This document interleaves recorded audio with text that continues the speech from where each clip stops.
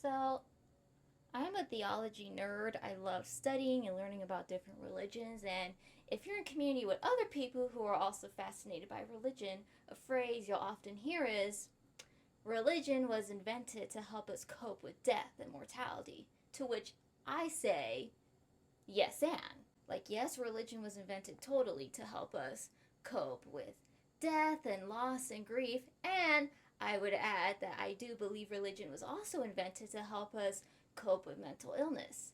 Now, let me explain what I mean by that. So, I was raised Buddhist, and funny enough, my most recent therapist was also Buddhist. Funny how the universe works like that.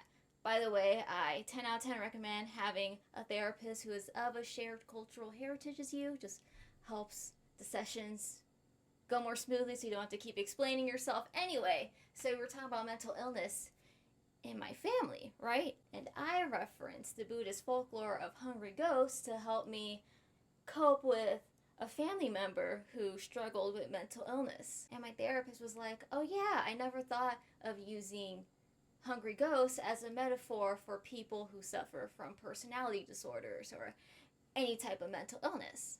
And that got me to thinking that, the world of psychology, I can speak, psychiatry wasn't really developed and formed until like the past century, and like thousands of years ago people didn't know what a personality disorder was, so it makes total sense that people would use folklore and mythology to help cope with mental illness.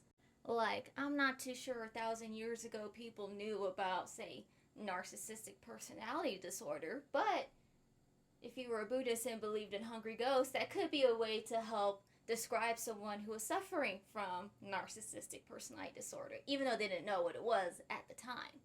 I mean, to this day, people use religion to help cope with things we don't know or understand, like the afterlife. So to me, it makes total sense that in the case of mental illness, of course, religion has also been used in that sense. That's my 2 cents, but definitely let me know in the comments, like, do y'all also maybe use metaphors from your religious upbringing to help you cope with mental illness or other subjects that are hard to talk about or wrap your head around?